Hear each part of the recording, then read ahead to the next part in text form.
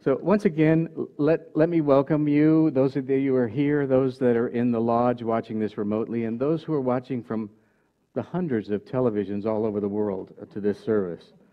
As I said before, our topic is the freedom to choose enlightenment.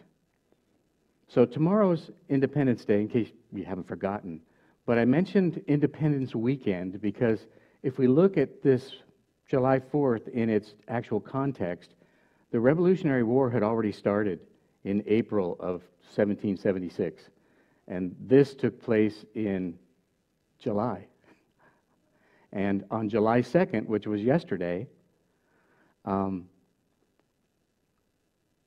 both Thomas Jefferson and one of my grandfathers, John Adams, finished the work on the Declaration of Independence. And on July 4th, they took it to the Continental Congress. All 13 colonies had their representatives there, and they voted on whether to accept this Declaration of Independence. And they did that. And that day, rifles, guns, pistols, cannons, noisemakers, horns, everything went off in 13 colonies because they had declared their freedom. And it's something I think we should never forget. Tough subject. I didn't remember ever hearing this subject before, but going back in history, I saw that Jake has done this topic before, and Valerie's done this topic before. As I prayed and meditated about this idea of freedom, there were so many thoughts that came to my mind. And I'm going to be honest, I'm going to part the window and let you see behind the curtain for a second here. Ministers often are thinking about their service 2 or 3 weeks ahead of time, as I usually am.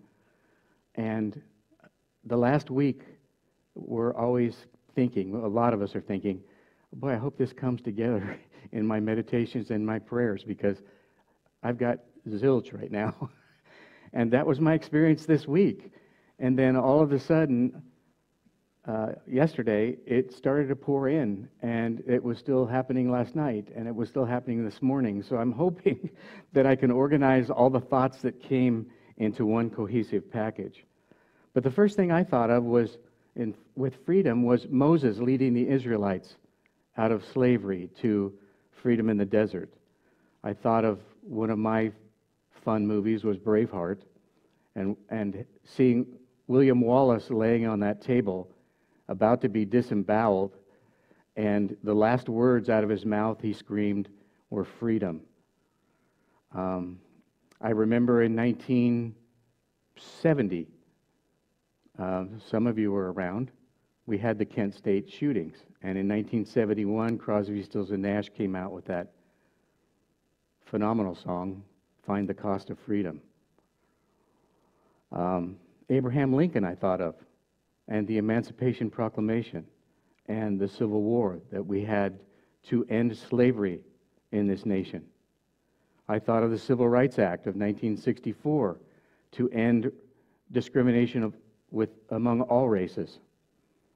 I thought of Gandhi and Martin Luther King basically moving out of oppression, but doing it peacefully, without violence. And then the last thing that came to my mind was that song that Janis Joplin sang, Me and Bobby McGee. And she sang in that song, freedom's just another word for nothing left to lose. And I thought about that for a minute, but there's some truth to that. And so we'll come back to that later. I'm not ready to go into that yet. There was a Mormon leader, I actually met him in the 1970s. His name was David O. McKay, and he said this about freedom. Next to the bestowal of life itself, the right to direct that life is God's greatest gift to man. Freedom of choice is more to be treasured than any other possession the earth can give. It is inherent in the spirit of man. It is the divine gift to every normal human being. Whether born in abject poverty or shackled at birth by inherited riches, everyone has this most precious of all life's endowment, the gift of free agency, man's inherited and inalienable right. So historically, freedom has been honored and spoke about by religious leaders of all religions. In fact, when Yogananda came here in 1920, he was actually here. He had been invited to speak at the International Congress of Religious Liberals in Boston. And the theme for that entire conference was freedom, which I found interesting. The very first words he spoke about in this country had to do with this topic. And in his talk that day, he said, "Long accustomed to living in the body, we have forgotten what real freedom means. It is vital to every man and woman that he discover his or her soul and know his or her immortal nature." So what we're talking about today are not all the things that came to my mind at first, freedom from oppression and political bondage. But what we're talking about here is inner freedom, or what we call soul freedom. Yogananda clarified this when he said, "Freedom means the power to act by soul guidance, not by our compulsions of desires and habits. Obeying our ego leads to bondage. Obeying our soul leads to liberation." So in my mind, soul freedom could be defined as no longer identifying with this physical body. I thought of an instance where I read, and I don't know if it was in Norm's autobiography or Kriyananda's, but Yogananda would sit in the chair in his meditation room next to his bedroom, and he'd be there for hours in samadhi, and there usually was somebody there to make sure that he didn't fall out of his chair and fall to the floor, because he was so no longer identified with his body. He was free at that moment in time. No longer identifying with his physical body and its attachments that bind us to this delusion that we think of as our reality, but to see ourselves and our existence as we really are. Our choices are no longer influenced by bad habits, by attachments, or the bad karma that we carry. Soul freedom boils down to the choices we make, good or bad. Yogananda indicated that when we make bad choices, it draws us away from the spiritual journey because of the bad habits, worldly attachments, and negative karma. There's a principle that Elena and I have tried to instill in all of our children, and that is that the choices we make either bind us or free us. Poor choices may limit the choices we have in the future, while good choices allow us the freedom of many possible choices. Poor choices bind us, good choices free us. So let me take a moment and talk a little bit about these three things that affect our choices in our life. The first was bad habits. So it's not just the bad habits that we've created in this life. Lord knows I've created a few. But bad habits that we've created in previous incarnations, because this is not our first trip. This is what Yogananda said about it. The greatest enemies are your bad habits. They will follow you from one incarnation to another until you overcome them. In order to free yourself from fate, you must cure yourself of bad habits, and here was his recipe. Good company is one of the best medicines. If you have the tendency to drink, and he was speaking of alcohol here, mix with people who do not. If you are suffering from ill health, be with people who have positive minds and don't think about sickness. If you have the consciousness of failure, associate with those who have the consciousness of success. Then you will begin to change. That goes right along with our eightfold path that talks about conscious association. It makes a difference who we associate with. Yogananda said this about non-attachment. Think about how bound people are by their attachments and desires. They want 1,000 things, most of which they'll never get, in that belief that through them they'll find happiness. In conditioning their happiness by material objects, they enslave themselves. Happiness isn't things, it's a state of mind. And so non-attachment binds us with our thinking. Or attachment binds us. And what about karma? We do create karma in this incarnation, but what about past incarnations? We're still carrying karma there. And how do we overcome this negative karma? Well, the answer to that is quite simple. We do that by meditation. Through meditation, we can burn up and rid ourselves of negative karma. In Kriya Yoga meditation, we teach here that we're taught to draw up on the light through our lower energy centers on inhalation and move that light upward towards our Christ center at the third eye. And then as we pause, we open up that crown, and with our exhalation, we draw down that light through those same energy centers to the base of our spine. And one of those is called a circulation. Karma is stored along that spine, that astral spine, in our energy centers. And karma, we are told, is restricting our ability to circulate the light. In Sanskrit, these blockages of trapped karma are called vritti. In English, vritti is similar to a whirlpool. So if you were to sit by a stream and watch the gentle current, if you look along the edges of the stream, you might see a little whirlpool where that leaf is just caught and it's going around in tiny little circles very slowly. That's a vritti. And in our astral spine, when we develop those, the light cannot proceed to the Christ center and back down through the energy centers in the same way as it would if that restriction wasn't there. And so, if you want to clear out a whirlpool in a stream, you need a melt off of a lot of snow, or you need some rain, you need some increase in the current, you need increase in the volume of water.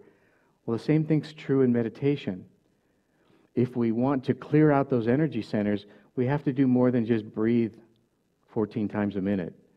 We need to do Kriya inhalations and exhalations to allow us to clear out those whirlpools, burn up that karma, so that our choices are not being restricted or determined by the karma that we still carry. At this time, I'd like to go into a short 15-minute meditation. And for those of you that, I think everyone here that I see has had Kriya meditation. So we'll just go into our Kriya circulations. But keep in mind, while you're doing your Kriyas, that you are working at clearing out those vrittis, those whirlpools of negative karma that are caught in our system. And the faster that you can get rid of those, the faster your spiritual progress will be. So go ahead and close your eyes. Focus on your breath. And we'll have Claudia lead us into meditation on the bowls.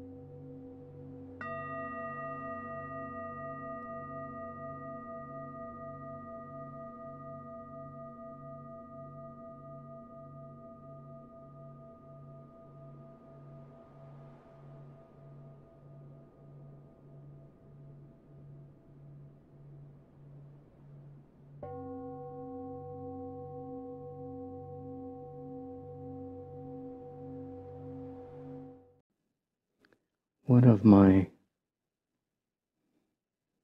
favorite movies was The Matrix.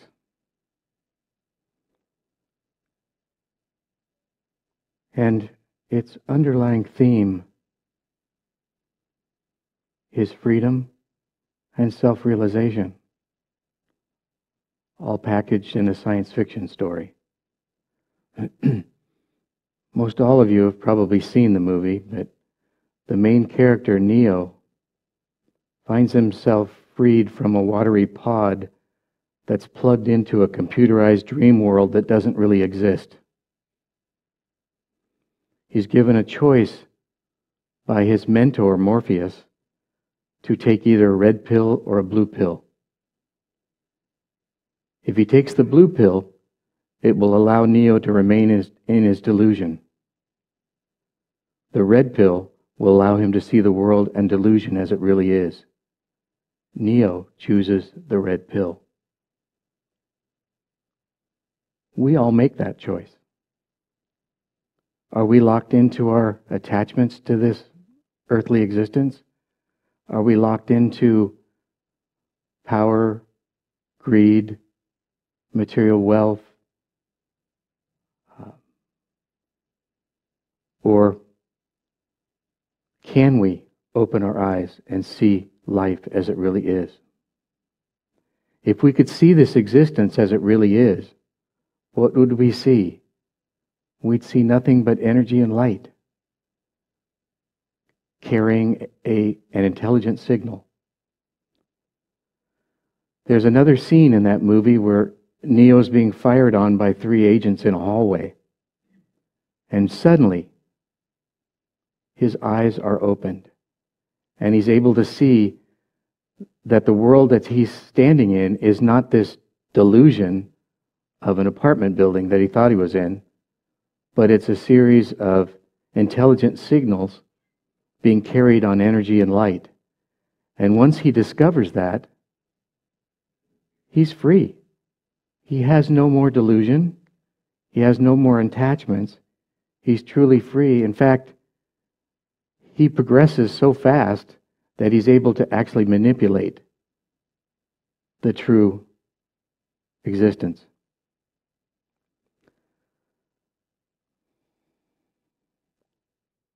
I said in the beginning of this talk, I mentioned Janis Joplin's song and those words, freedom's just another word for nothing left to lose.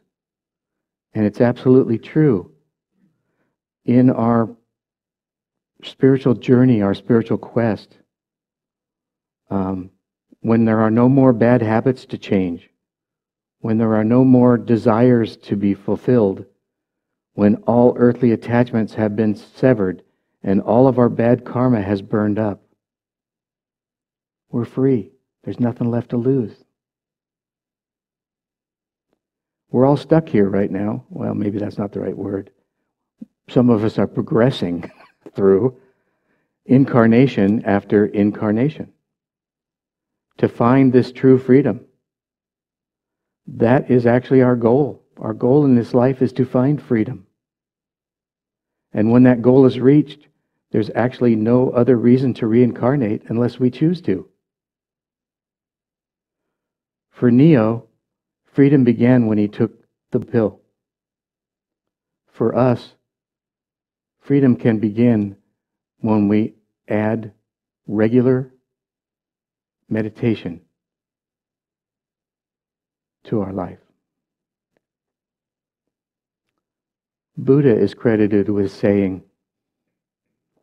"There's only one taste in all the oceans of the world." Oh, and that's salt, by the way.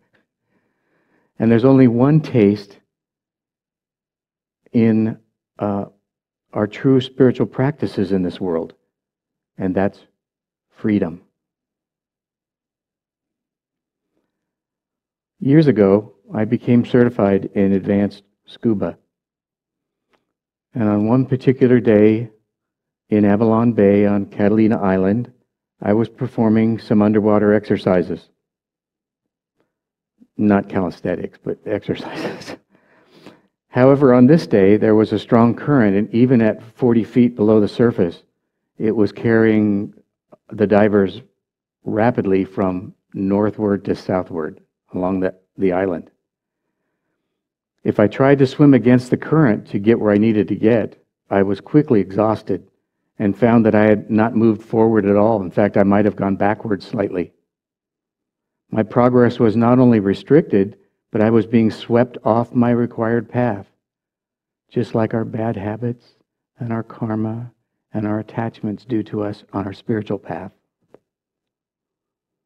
Well, this story can be a metaphor for basically where we are right now when we make bad choices.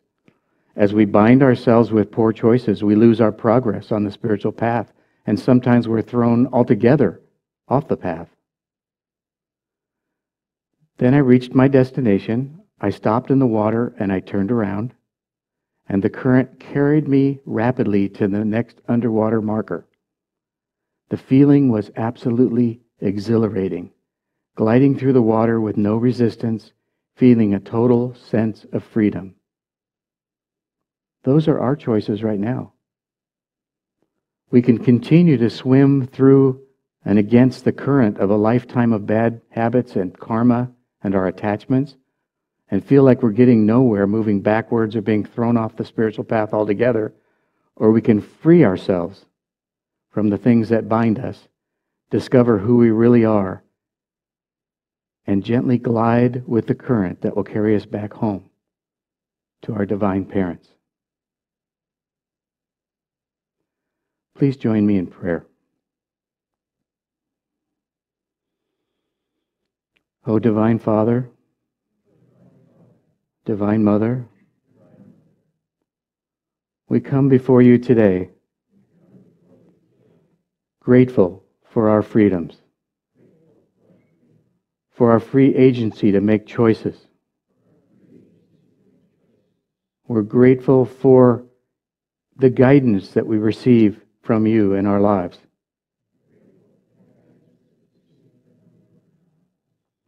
We're grateful to be in a country right now that allows us, or at least promises us, liberty and freedom.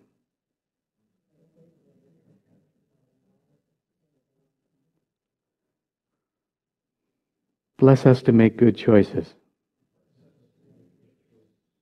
Allow us the freedom to move toward you. Let us taste the freedom of operating from our true self. We pray. Amen.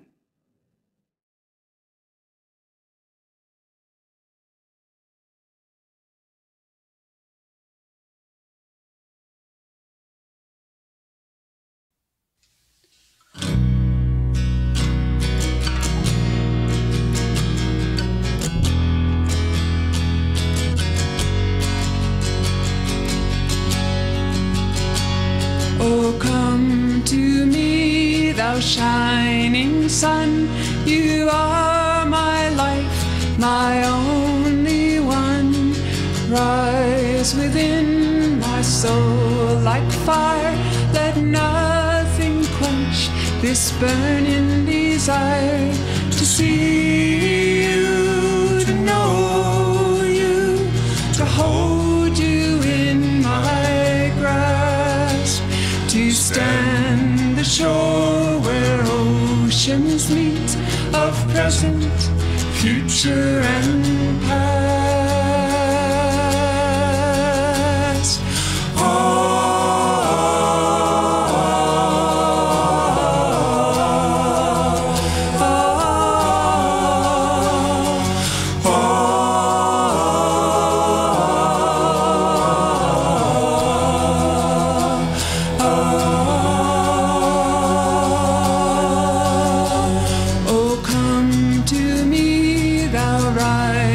Sun, in still of night, thy will be done.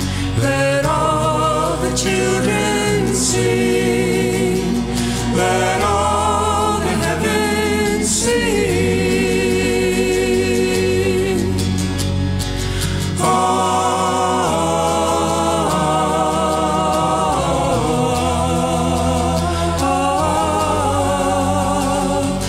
Oh,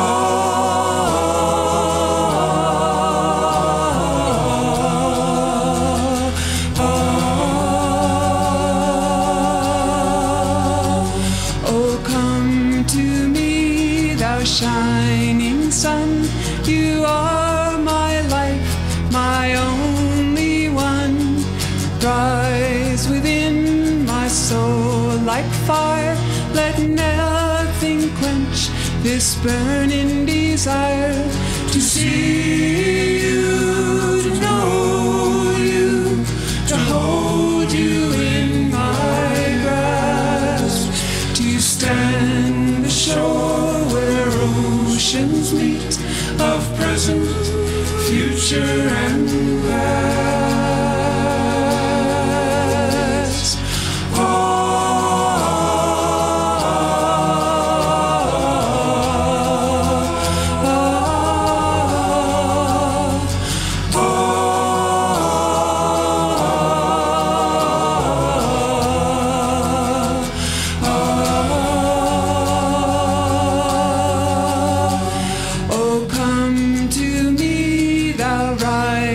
Sun, in still of night, thy will be done. Let all the children sing, let all in heaven sing, let all the children sing.